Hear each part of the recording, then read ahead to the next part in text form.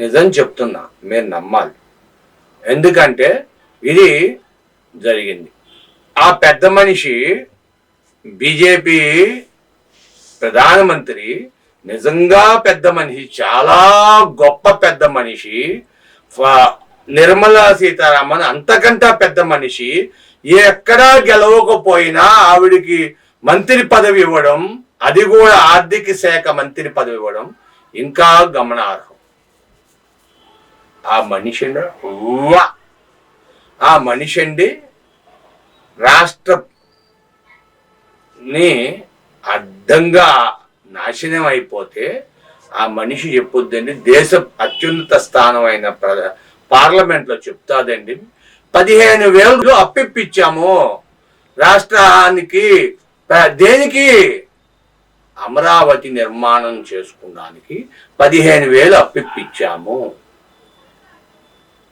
15,000 ఇచ్చాము. అప్పిచ్చామని చెప్పలా, 15,000 ఇచ్చాము, అప్పిప్పించాము. 15,000 అప్పివ్వడం కూడా అమరావతి బడ్జెట్ ఇచ్చినట్టేనా? ఎవరు కట్టాలండి? విజయసాయి రెడ్డి చెబుతున్నాడు, కరెక్టే. ఎవరు కట్టాలి? అప్పివ్వడం కూడా నిజంగా అదొక ఇదా? ఎవరు కట్టాలి డబ్బులు? రాష్ట్రం కట్టాలి. అప్పు తీర్చేది వడ్డీ రాష్ట్రం తీర్చాలి. అప్పు కట్టాల్సింది రాష్ట్రం. ఎవరి నెత్తి మీద పాలు పడతాయి?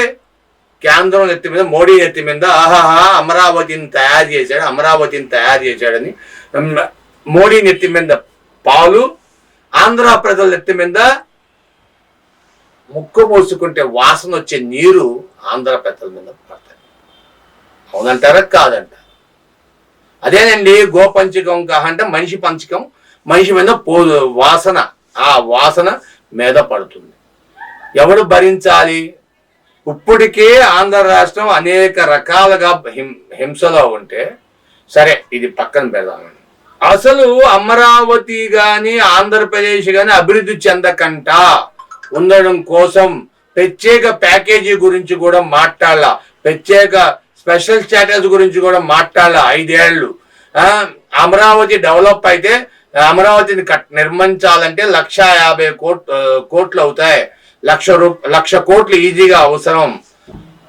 ఇప్పుడు కొత్త గవర్నమెంట్ ఏదో ఒక తీరున ప్రభుత్వం ఒక రాజధాని నిర్మాణం చేసుకోబోతుంటే, రాజధాని డెవలప్ కానీ ఒక ఇది కానీ జరగాలంటే ఏం జరగాలి?